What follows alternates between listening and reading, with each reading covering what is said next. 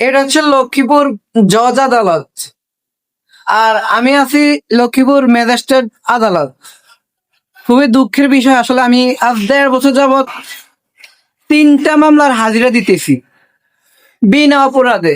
কোনো অপরাধ আমার নাই, আমি কখনো আওয়ামী লীগে করি নাই, কিন্তু আমার আওয়ামী লীগের মামলা দিল।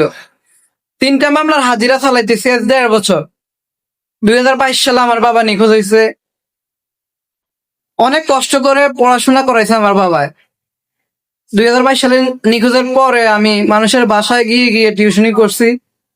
এবছর আমি অনার্স শেষ করছি, অনেক কষ্ট করে অনার্স শেষ করছি। এখন একটা চাকরি বাকরি করবো, তাও পারতেছি না।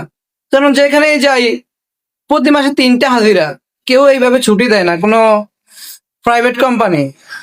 তবে অনেক আশা ছিল একটা সরকারি চাকরি করার।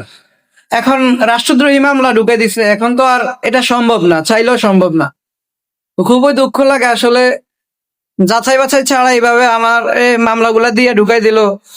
এদেশে কোনো বিচার ব্যবস্থা নাই। আসলে খুবই দুঃখ লাগে, অনেক কষ্ট করে পড়াশোনা করছি। 2022 সালে আমার বাবা নিখোঁজ হয়েছে।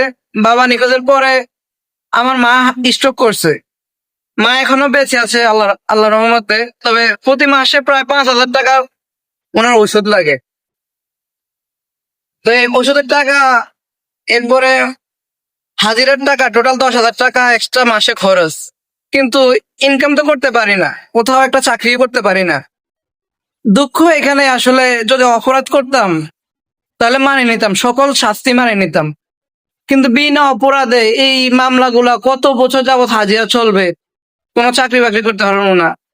এদেশে কি কোনো আইন কানুন নাই, কোনো বিচার ব্যবস্থা, স্বাধীন বিচার ব্যবস্থা নাই? মিথ্যাভাবে একটা লোকের ঢুকাই দিলেন, একটা ফ্যামিলি ধ্বংস করে দিলেন। আল্লাহর কাছে বিচার দিলাম, আর কিছুই বলার নাই।